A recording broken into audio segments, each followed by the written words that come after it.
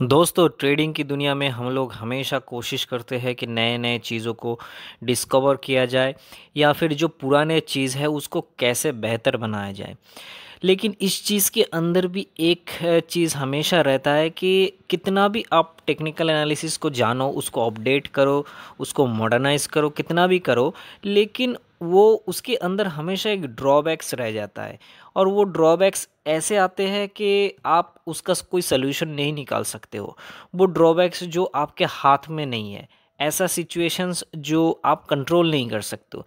सब कुल मिला के सिचुएशन यही होता है कि उस सिचुएशन में आपका स्टॉप लॉस होता है, या फिर आपको साइडवेज ट्रेडिंग या फिर चॉपी मार्केट के अंदर आपको बहुत परेशानी होती है और चीज़ में थोड़ा सा हैंडल करने में मुश्किल होती है। तो ऐसे सिचुएशंस क्यों आते हैं टेक्निकल एनालिसिस में? ऐसे सिचुएशंस में हम लोग क्या कर सकते हैं? मार्केट को एक्चुअली चलाता कौन है? टेक्निकल एनालिसिस के हिसाब से, स्ट्रेटेजी के हिसाब से हम लोग कई चीज़ों के ऊपर जब काम करते हैं तो एक ही चीज़ या फिर अलग अलग चीज़ अलग अलग तरीके से हम लोग उसको यूज़ करना चाहते हैं, लेकिन फिर भी हम लोगों को थोड़ा सा परेशानी यही होती है कि उस चीज़ के ऊपर काम करने से तो हम लोगों को रिज़ल्ट अच्छा मिलता है, लेकिन वो कब काम करेगा या फिर उसका काम करने का जो नज़रिया है, जो तरीका है, उस चीज़ के ऊपर हम लोगों का कोई हाथ नहीं है। वो अपने आप से ऐसा लगता है कि वो नेचुरल है और वो जब चलेगा तो चलेगा, नहीं चलेगा तो नहीं चलेगा, ऐसा कुछ। हम लोग कैसे भी इंडिकेटर्स लगा ले, कोई भी वॉल्यूम टूल या फिर कोई भी टूल लगा ले, लेकिन उसके ऊपर डिसाइड हम लोग ये नहीं कर सकते कि वो कल ही चलेगा या फिर परसों चलेगा, या फिर ये चीज़ आप समझ लो कि आपने बाय किया है तो चलेगा। तो ऐसे सारे चार्ट्स के ऊपर भी हम लोग देखेंगे कैसे उस डिफरेंट सिचुएशंस को हम लोग उसको अप्लाई कर सकते हैं या फिर उसको समझ सकते हैं, लेकिन फिर भी उसके पीछे का जो राज है, पीछे का राज मतलब मार्केट जो चलाता है, चाहे वो न्यूज़ हो। जैसे कि आप लोग जानते हो टेक्निकल एनालिसिस भी न्यूज़ के आगे कुछ नहीं है। उसमें भी टेक्निकल एनालिसिस में कितना भी स्ट्रेंथ हो फिर भी वो न्यूज़ को कभी कभी झेल नहीं सकता, उसको उसमें भी वो परेशानी आ जाती है टेक्निकल एनालिसिस में। वो या फिर कोई हो सकता है फंडामेंटल कोई फंडा हो, जैसे कि अभी जैसे मेटल सेक्टर में, बैंकिंग सेक्टर में, आईटी सेक्टर में एक बहुत मंदी चल रही है। तो वो सिर्फ टेक्निकल एनालिसिस में नहीं है, टेक्निकल एनालिसिस के हिसाब से भी नहीं है। वो हम ये डिसाइड कर सकते हैं, चलो इसका टॉप से ये दिख रहा है, यहाँ पे रेजिस्टेंस है, नीचे ब्रेकडाउन है, चलो इसके नीचे तो ये सेल साइड में ही जाएगा। लेकिन कहाँ तक जाएगा? कहाँ तक जाएगा? कब जाके रुकेगा? रुकने के बाद कंसोलिडेट कब तक करेगा? और कंसोलिडेशन के बाद कब ये भागेगा? ये टेक्निकल डिसाइड नहीं कर सकता है दोस्तों। हम लोग देख सकते हैं कि अभी ये डाउन ट्रेंड में है, अभी ये सपोर्ट पे है, अभी ये कंसोलिडेट कर रहा है, अभी ये ब्रेकआउट इसमें दे सकता है। चाहे वो आप इंडिकेटर के हिसाब से देखें या फिर प्राइस एक्शन के हिसाब से देखें, कुछ भी तरीका आप अपनाएं, लेकिन वो चलेगा तभी चलेगा जब उसका मन हो। और मन कब होगा? जब उसको फंडामेंटली कोई सपोर्ट मिलेगा, कोई न्यूज़ का सपोर्ट मिलेगा, कोई ऑपरेटर उसको वहाँ से ले जाएगा। अभी जैसे सिचुएशंस मार्केट में है, निफ्टी का तो देखो कि मतलब रोज़ नए वेदर यहाँ पे। आज कुछ है, कल कुछ नहीं है, परसों कुछ और है, ये तो चलता ही है। और एक एक दिन आता है, जैसे कि आज का दिन 23 जून का दिन, ये दिन में तो ऐसा है कि मॉर्निंग में पॉजिटिव, फिर 150 पॉइंट नेगेटिव, फिर से पॉजिटिव। तो ये चॉपी मार्केट जितना चल रहा है ना आज के तारीख पे, या फिर कुछ दिनों से जो चल रहा है, इसमें भी टेक्निकल एनालिसिस कभी कभी फेल हो रहा है। इसका रीज़न वही है कि ग्लोबल का जो इकोनॉमी है, इंडियन इकोनॉमी है, उसके पीछे का जो रीज़न है, वो रीज़न के हिसाब से अभी मार्केट थोड़ा सा चल रहा है या फिर मार्केट रिएक्ट कर रहा है। एक एक फेड का डिसीजन बहुत इंपॉर्टेंट है, एक आरबीआई का डिसीजन बहुत इंपॉर्टेंट है। तो इस इम्पॉर्टेंट चीज़ों के बाद जब चलता है तब जाके आप टेक्निकल में उसको थोड़ा सा कैच कर सकते हो, उसमें कोई दिक्कत नहीं है। टेक्निकल एनालिसिस के ऊपर ही हम लोगों को काम करना है, क्योंकि इसके अलावा दूसरी चीज़ को तो हम लोगों को समझ में नहीं आएगा, और समझ में आएगा तो उसमें लेंदी प्रोसेस है, तुरंत आप चीज़ को समझ नहीं सकते, पकड़ नहीं सकते। ये बहुत उसमें लोचा है, तो उस चीज़ को छोड़ के हम लोग टेक्निकल के ऊपर ही काम करेंगे। लेकिन इसके पीछे का जो ड्रॉबैक्स है उसको हम लोगों को समझना चाहिए। तो इस वीडियो में हम लोग उसका पूरा डिस्कस करेंगे, तो वीडियो में स्किप मत कीजिएगा, वीडियो को पूरा ज़रूर देखिएगा। और जो नए फ्रेंड्स हैं इस चैनल पे, चैनल को सब्सक्राइब ज़रूर कीजिएगा और बेल आइकन को प्रेस ज़रूर कीजिएगा नेक्स्ट वीडियो के अपडेट पाने के लिए। दोस्तों, इस वीडियो का मेन मुद्दा यही है कि टेक्निकल एनालिसिस के हिसाब से हम लोग ट्रेड ज़रूर करेंगे, लेकिन टेक्निकल एनालिसिस के अलावा मार्केट जैसे चलते हैं उसका हम लोग थोड़ा सा खोज करने की कोशिश करेंगे कि कैसे चलते हैं, कहाँ पे चलते हैं, क्यों चलते हैं, उस चीज़ को देखेंगे या फिर देखने की कोशिश करते हैं। यहाँ पे फास्ट चार्ट है टाटा स्टील का। टाटा स्टील में एक दिन ब्रेकआउट आया था, ठीक है। कौन से दिन ब्रेकआउट आया था? ये कुछ 2020 के एंड पे ब्रेकआउट आया था।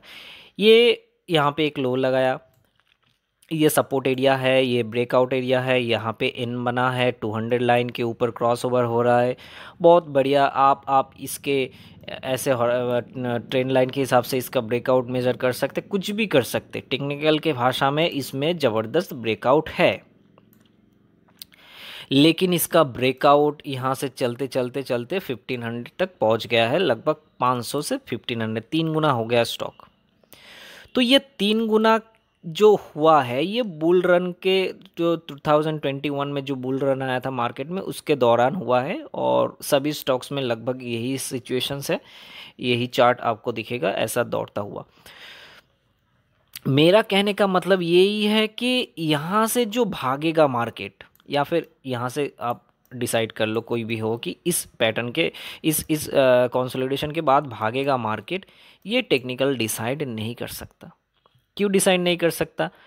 आपको पहले भी इंडिकेशंस मिला होगा कि यहाँ से यहाँ तक का जो कंसोलिडेशन है, ये कंसोलिडेशन का टाइमिंग टेक्निकल पता नहीं कर सकता है। हो सकता है ये कंसोलिडेशन फिर से 1 साल घिसे, कोई नहीं जानता। इसका कोई सोल्यूशन टेक्निकल एनालिसिस के पास नहीं है दोस्तों। यहाँ पे ब्रेकआउट आया, हम लोगों ने ट्रेड किया, हम लोगों का जो भी स्टॉप लॉस था उसके आगे हम लोगों को रिस्क रिवॉर्ड मिला, हम लोग उसमें ट्रेड करते रहे। हो सकता है किसी का ट्रेलिंग स्टॉप लॉस यहाँ पे कट गया, हो सकता है किसी का ट्रेलिंग स्टॉप लॉस यहाँ पे कट गया। अंत तक तो 500 से 1500 तक का तो प्रॉफिट कोई नहीं बुक कर सकता। हो सकता है आपने टोटल ट्रेलिंग नहीं किया है, इस बार में जाके जब नीचे क्लोजिंग दिया या फिर नीचे कुछ करने की कोशिश किया उसमें आपने प्रॉफिट बुक किया। हो सकता है आपने इस लो के अंदर भी उसको रोक के रखा था अपने होल्डिंग को, उसके बाद फिर से जब काटा उसको अपने बुक कर लिया, कुछ भी हो सकता है। लेकिन यहाँ पे एक चीज़ देखो कि यहाँ पे जब ये लो लगाया, फिर से एक लो लगाया, तो इसका सपोर्ट यहाँ पे बना, उसमें ऊपर गया, फिर से ये लो लगाया और यहाँ पे काट दिया, और अभी लगभग 200 मूविंग एवरेज को टच कर दिया है। प्राइस है 840। अभी सवाल ये है कि ये कहाँ तक अब गिरेगा। तो हम लोग चलते हैं डे कैंडल में। डे कैंडल में अगर आप देखो तो यहाँ पे ये सिचुएशंस है, कहाँ तक गिरेगा कोई नहीं जानता, कब तक इस रेंज में फंसा रह सकता है ये भी कोई नहीं जानता, कब यहाँ से चलेगा ये भी कोई नहीं जानता। जब चलेगा हम लोग टेक्निकल एनालिसिस के हिसाब से, स्ट्रेटेजी के हिसाब से उसको मेज़र ज़रूर करते हैं, लेकिन उसको चलाने वाला कुछ और होता है, कोई और होता है, उससे ये मार्केट चलता है। इस चीज़ का आपको एहसास होना चाहिए। अगर आप बोलेंगे चलो ठीक है हम लोग डे ट्रेडिंग करते हैं, यहाँ पे क्या डाइवर्जेंस नहीं था? ज़रूर था RSI डाइवर्जेंस, लेकिन इसके आगे नहीं चला। फिर से यहाँ पे डाइवर्जेंस, फिर से नहीं चला, फिर से डाइवर्जेंस, फिर से नहीं चला। तो इसके बाद थोड़ा सा जाने की कोशिश किया, फिर ब्रेक डाउन करके नीचे आ गया। तो ये टेक्निकल एनालिसिस के हिसाब से आप हो सकता है ट्रेड 1-2 बार इसमें लिए हो, आपने प्रॉफिट बुकिंग किया है, या फिर आपका स्टॉप लॉस हुआ है, या फिर आपका ट्रेलिंग स्टॉप लॉस हिट हुआ है, कुछ भी हुआ है।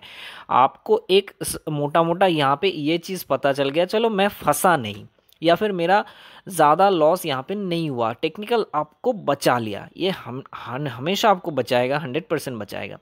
लेकिन ये चलेगा कि नहीं, ये डिसीजन टेक्निकल एनालिसिस नहीं ले सकता। ये इसका ड्रॉबैक है, 100% है इसका ड्रॉबैक।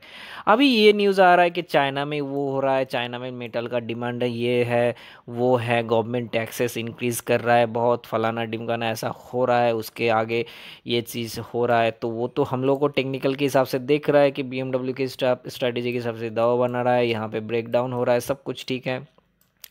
लेकिन ये सब चीज़ हो रहा है एक्चुअली में फंडामेंटल एनालिसिस, फंडामेंटल के कारण। और वही फंडामेंटल जो मार्केट को हमेशा चलाता है, कोई भी स्टॉक्स को चलाता है, अच्छे क्वालिटी का जो स्टॉक्स हो, कोई भी स्टॉक्स को चलाता है, वो फंडामेंटल ही है।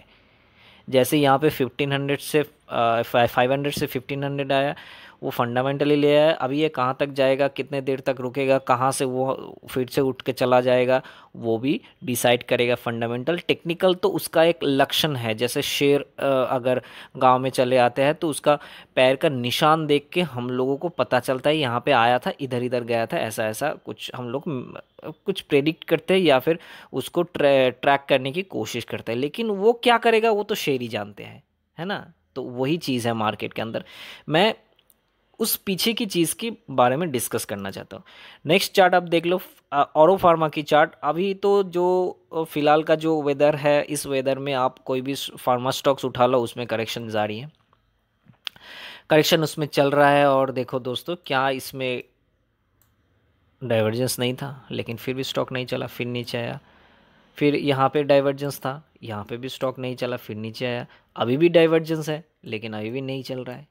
लेकिन जब इसका बुल रन रहता है, मार्केट बुलिश रहता है, सब कुछ ठीक रहता है, तब आप ये छोटे डाइवर्जेंस, बड़े डाइवर्जेंस, कुछ भी लो, कोई भी सिचुएशंस लो, कोई भी स्ट्रेटजी लो, कुछ भी करो, आपका वो हमेशा ऐसे ऐसे देखने को मिलेगा जैसे 2021 में मिला था आपको।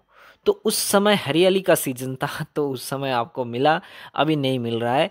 इसके अंदर आपको परेशानी यही हो रहा है कि आपको लग रहा है ये टेक्निकल एनालिसिस बेकार है, स्ट्रेटेजी बेकार है, ये सब चीज़ कोई काम नहीं करता है।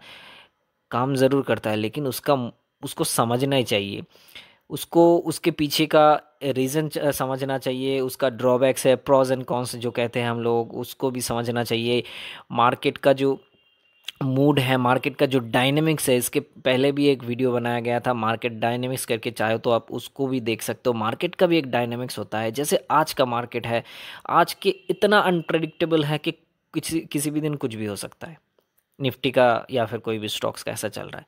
तो ऐसा भी मार्केट का मूड होता है। हर एक सिचुएशंस को, हर एक वेदर को हम लोगों को समझना है। ऐसा नहीं है कि आपको समझने काम करना है, समझ के नहीं समझ में आया है तो छोड़ दो, कोई दिक्कत नहीं है। समझ में आ रहा है तो काम करो, या फिर समझ में आ रहा है तो नहीं काम करना है तो नहीं काम करो, कोई भी दिक्कत नहीं है, कोई ज़बरदस्ती नहीं है। लेकिन उस चीज़ को समझना चाहिए जिसके ऊपर आपके सब कुछ डिपेंड कर रहा है। चार्ट जैसे कि हम लोग पढ़ते हैं, उसके ऊपर हम लोगों का ट्रेडिंग डिपेंड कर रहा है, हम लोगों का सब कुछ इस चार्ट के ऊपर डिपेंड कर रहा है। तो उसका भाषा भी समझना चाहिए, उसका अगर ड्रॉबैक्स है तो उसको भी समझना चाहिए।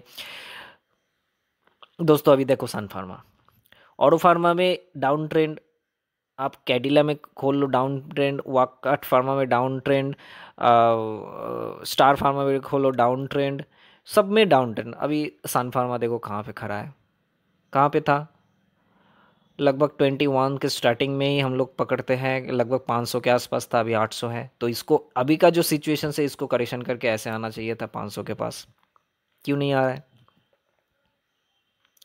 टेक्निकल के ब्रेकआउट है, सब कुछ है, रेजिस्टेंस है, सपोर्ट है, रिट्रेसमेंट कर रहा है, करेक्शन भी कर रहा है, कंसोलिडेशन भी कर रहा है, सब कुछ कर रहा है। लेकिन ऊपर क्यों है, ये इसको तो नीचे आना चाहिए। तो बाकी सब और सारे स्टॉक्स नीचे आ रहा है, मार्केट इतना क्रैश कर रहा है, फिर भी ये नीचे नहीं आ रहा है, क्यों आ रहा है।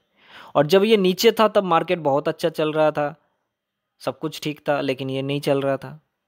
अब जानते हो ना, जो लोग सन फार्मा में बहुत दिनों से फंसे थे वो लोग जानते हैं कि सन फार्मा एक दिन कैसा था और उसके बाद कितना करेक्शन उसको देखने को मिला। ये आपको वीकली चार्ट में मिल जाएगा। लगभग 1100-1200 के आसपास रेट था और लगभग 300 के आसपास आ गया। तो इतने दिन तक इन्होंने करेक्शन दिया और डाउन ट्रेंड में चला। उसके पहले देखो ऐसे चला, उसके बाद ऐसे चला, तो ये टेक्निकल के हिसाब से हम लोग उसको देख सकते हैं, हम लोग उसको में डिसीजन ले सकते हैं, सब कुछ ठीक है। लेकिन मैं उसके पीछे क्या बात कर रहा हूँ कि टेक्निकल चला नहीं सकते, जो चलाएगा उसके पीछे दौड़ने के लिए टेक्निकल हेल्प कर सकता है। जो शेयर है वो कहाँ से गया, किधर रुका, उस कितना शेयर है, शेयरनी है कि नहीं, ये सब हम मेजर कर सकते हैं उसके फुटप्रिंट से, जो कि टेक्निकल एनालिसिस है। लेकिन वो कहाँ जाएगा, क्या करेगा, किसको मारेगा, किसको नहीं मारेगा, जंगल में चला जाएगा कि नहीं, ये सब शेयर के ऊपर डिपेंड करता है, जो कि फंडामेंटल है, या कुछ न्यूज़ है, कुछ और है जो टेक्निकल बियॉन्ड टेक्निकल कुछ है ना। इस चीज़ को समझना है। अभी विप्रो का चार्ट देख लेते हैं। विप्रो में तो ज़बरदस्त यही हाल है, लगातार गिर रहा है, यहाँ से यहाँ तक का गिर गया, डबल टॉप बना है उसके बाद गिरा, गैप्स भी है, अभी यहाँ पे भी गैप्स है, और फिर भी मार्केट बहुत गिरा। आज 420 के पास है, और एक टाइम 700 था, कुछ ही दिन पहले 4-5 महीने पहले 700 था, अभी 420 है। तो ये करेक्शन क्यों आया? अभी न्यूज़ मिल रहा है ऐसा ऐसा ऐसा, टेक्निकल के हिसाब से हम लोगों को ब्रेकडाउन मिला, हम लोगों को यहाँ पे देखो, यहाँ पे भी डाइवर्जेंस मिला और ब्रेकआउट मिला, लेकिन स्टॉक चला नहीं, नीचे आ गया। हो सकता है आपने cost to cost profit booking किया, हो सकता है आपका स्टॉप लॉस हो सकता है आपका ट्रेलिंग स्टॉप लॉस हो, कुछ भी हो, लेकिन चला क्यों नहीं? मेरा सवाल वही है, चला क्यों नहीं? इसको तो चलना चाहिए था। अगर आप बुल रन में देखें, कोई भी सपोर्ट आप पकड़ लें, यहाँ का सपोर्ट, यहाँ का ब्रेकआउट देखिए, इसमें कंसोलिडेट किया, ब्रेकआउट दिया, ज़बरदस्त चला। तो यहाँ पे कंसोलिडेट किया, ब्रेकआउट दिया, चला क्यों नहीं? आप बोलोगे सर यहाँ पे रेजिस्टेंस है, वो तो ठीक है, लेकिन रेजिस्टेंस पे तो पहले भी थे, रेजिस्टेंस को काट के नया रेजिस्टेंस भी तो क्रिएट होता है। लेकिन वो रेजिस्टेंस काटेगा कि नहीं, वो डिसाइड कौन करेगा? टेक्निकल एनालिसिस करेगा। कब करेगा? वो जब कंफर्मेशन मिलेगा उसके बाद टेक्निकल एनालिसिस को पता चलेगा। लेकिन वो करेगा कि नहीं, वो जानते हैं वो लोग, स्मार्ट मनी, फंडामेंटल जो चीज़ है वो चीज़ डिसाइड करता है, हम लोग नहीं कर सकते, हम लोग थोड़ा लेट है ना। LIC का चार्ट देखो, नए नए आए हैं मार्केट में, इसमें IPO में बहुत क्रेज़ था, फिर भी ये स्टॉक नहीं चला, IPO के बाद धराशायी हो गया, 660-65 के आसपास है, एक समय 900 के पास था IPO के टाइम में। अभी देखो यहाँ पे ब्रेक डाउन कहाँ पे हुआ, लगभग 800 के पास हुआ। लेकिन हम लोगों का पता यहाँ पे क्या था, टेक्निकल क्या यहाँ पे कह सकता था कि अभी 665 660 आ जाएगा? नहीं कह सकता था। इसके बाद टेक्निकल के बाद हो सकता है आपने यहाँ पे स्टॉप लॉस लगाया, इस जो ब्रेकडाउन है आपने यहाँ पे स्टॉप लॉस लगाया, चलो मान के चलते हैं आपका स्टॉप लॉस यही है, आपका एंट्री यहाँ पे है, आपने क्या टारगेट रखना है इसका? 2 गुना, 3 गुना, 4 गुना, 5 गुना, कुछ भी हो आपका टारगेट रख सकते हो आप। उसके आगे आपका ट्रेलिंग स्टॉप लॉस है, हो सकता है दुगुना मिल के आपने आपका ट्रेलिंग स्टॉप लॉस, ऐसे मार्केट जब उछाल दे दिया, मार्केट यहाँ से उछाल दे दिया तो ट्रेलिंग स्टॉप लॉस आपका हिट हो गया, आप एग्जिट हो गए, फिर मार्केट जाके ऐसे धराम हो गया, वो भी हो सकता है। फिर भी एक इस ब्रेकआउट में आपको उस चीज़ को लेना पड़ेगा, तो इस बीच का ट्रेड आपको नहीं मिलेगा। तो ये अभी क्या करेगा, ये सब कुछ डिसाइड कर रहा है अभी टेक्निकल नहीं, फंडामेंटल। इसका क्या बिजनेस का सिचुएशंस है, आगे जाके फ्यूचर क्या है, सब कुछ अभी डिसाइड हो रहा है। इसका जो जो होता है ना, इसका राशि राशि का इसका अभी बहुत जांच पड़ताल हो रही है, तब जाके ये कुछ करेगा तो हम लोगों को पता चलेगा। किस में? टेक्निकल में। यहाँ पे ब्रेकआउट होगा, ब्रेकर होगा, कुछ भी होगा, ब्रेकडाउन होगा, RSI ये कहेगा, RSI में वो कहेगा, टेक कंसोलिडेशन होगा, 200 लाइन के ऊपर जाए, ऐसा कुछ होगा, तब जाके हम लोगों को पता चलेगा, और वो चलता रहेगा मार्केट। हो सकता है एक दिन 1500 आ जाए, 2000 आ जाए, जैसे IRCTC में हुआ, 320 का IRCTC 4,500 5,000 तक चला गया था, 320 में आया था IPO। कोई नहीं डिसाइड कर सकता, कोई टेक्निकल एनालिसिस डिसाइड नहीं कर सकता। और टेक्निकल एनालिसिस में तो आप लोग सब जानते हो कि जब कोई भी ब्रेकआउट आता है, कंफर्मेशन आते आते आपका 20% चला जाता है, ऊपर जाके जब घूमता है वो कंफर्मेशन मिलते मिलते आपको 20% चला जाता है, बीच का 80% आप ले सकते हो। फिर भी बीच में अगर छोटा सा करेक्शन आ जाए तो हो सकता है आपका ट्रेलिंग स्टॉप लॉस ले, तो लगभग आप बीच बीच में एग्जिट ले सकते हो, या फिर आपका एग्जिट हो जाएगा। लेकिन वो जो रन है, वो रन स्मार्ट मनी डिसाइड करेगा, वो रन फंडामेंटल डिसाइड करेगा, चाहे वो डाउन साइड का हो चाहे वो अप साइड का हो, है ना। तो ये बहुत इम्पोर्टेंट ड्रॉबैक्स है दोस्तों। और अंत में यही चार्ट दिखाऊंगा दोस्तों जो सबको हैरान कर रहा है। जिस दिन मार्केट चल रहा है 2021 में, तब ये तो इतना चला नहीं। अभी मार्केट क्रैश हो रहा है 18,000 से 15,000 पे आ चुका है, और 15 साढ़े 15,000 मार्केट आ चुका है, और आईटीसी यहाँ पे खड़ा है। एक दिन 210 था, 210 में एक दिन नहीं बहुत दिनों से था 210 पे, लेकिन वो ब्रेकआउट आया है। और ब्रेकआउट आया है तो कैसे भी आया, देखो दोस्तों यहाँ पे सपोर्ट था, चलो हम लोग ब्रेकआउट को मानते हैं तो इसके ऊपर भी मानेंगे। तो ये तो हम लोगों का गया। कैंडलस्टिक्स के हिसाब से लोगे तो आपको तो नीचे एंट्री मिल जाएगा हमेशा, ये इस सिचुएशंस में आपको एंट्री मिल जाएगा। लेकिन क्या वो स्विंग ट्रेडिंग के हिसाब से आप इतने देर तक वेट अप कर रहे हो?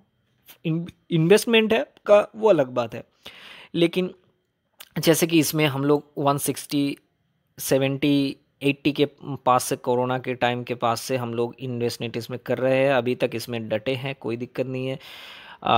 बहुत सारे चैनल्स में भी बहुत बार दिए हैं, उसमें भी हम लोग इसमें इन्वेस्टमेंट के लिए हमेशा रिकमेंड करते हैं आईटीसी को। लेकिन स्विंग करोगे तो आप इस इतने देर तक तो इसमें नहीं रह सकते ना।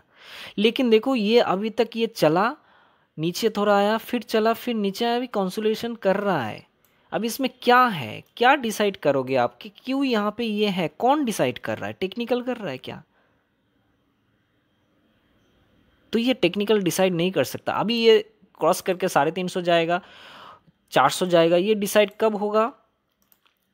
कोई भी ब्रेकआउट आए, इसका रेंज ब्रेकआउट आएगा, रेंज ब्रेकआउट के बाद होगा, या फिर नीचे आएगा तो नीचे का रेंज ब्रेकआउट होगा, तब जाके टेक्निकल डिसाइड करेगा कि ये यहाँ पे ये होने वाला है, या फिर ये पे ये हो रहा है। लेकिन ये क्या करेगा, इसके मन में क्या है, ये फंडामेंटल ज़रूर डिसाइड करता है। ये कंपनी का हेल्थ ज़रूर डिसाइड करता है, ये स्मार्ट मनी ज़रूर डिसाइड करता है, ये कभी कभी न्यूज़ भी डिसाइड करता है दोस्तों, है ना। तो ये था कुल मिला के बात आज का वीडियो में, यही है कि टेक्निकल एनालिसिस के हिसाब से हम लोग काम ज़रूर करेंगे, लेकिन हम लोगों को इस चीज़ का भी जानकारी होना चाहिए कि क्या इसका ड्रॉबैक है, क्या वो ड्रॉबैक हमेशा हम लोगों को परेशान करते हैं, किस मार्केट मूड में हम लोगों को ट्रेड करना है, कब ट्रेड करना है, कब जाके उस चीज़ से निकालना है। सब चीज़ हम लोग टेक्निकल एनालिसिस से कर सकते हैं, लेकिन उसका ड्रॉबैक्स भी हम लोगों को जानना चाहिए। ये नॉलेज की बात है, इन्फॉर्मेशन की बात है, और ये प्रीमियम नॉलेज हमेशा आपके साथ होना चाहिए। इसलिए हम लोग कोशिश करते हैं कि इसको हम लोग आप लोगों के साथ शेयर किया जाए। तो दोस्तों इस वीडियो के लिए इतना ही। नेक्स्ट वीडियो में लर्निंग पे अर्निंग वीडियो में हम लोग मिलेंगे ज़रूर, और कुछ नया लेके, नया चीज़ लेके। इस वीडियो के लिए इतना ही। बाय बाय, थैंक यू दोस्तों।